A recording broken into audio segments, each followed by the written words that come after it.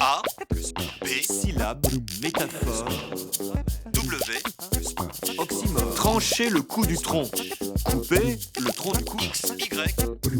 Bonjour professeur. Bonjour Marie. Oh, je sens que vous allez nous conter une belle histoire. J'ai ici une question qui a été envoyée par Kamal du Maroc. Il voudrait connaître la fabuleuse histoire du mot fable. Alors, racontez-nous, professeur. Chère Marie, le latin fabula désignait des propos. Il était lié au verbe fari, parler. Le mot est passé en français au XIIe siècle sous la forme fable, avec ce sens.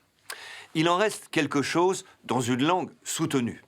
Être la fable de la ville signifie être l'objet de propos ironiques, en être la risée. Toutefois, dès le latin, le mot avait pris le sens plus précis de ce que l'on bâtit avec la parole, la fiction. C'est la signification principale de fable, qui désigne un discours imaginé. On a là un synonyme de conte, de légende, de récit fabuleux. Fable a pris deux sens dérivés.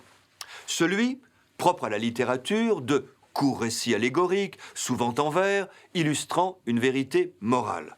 On y regroupe les fables d'Ésope, de Florian et surtout de La Fontaine. La morale de la fable révèle le fabuliste.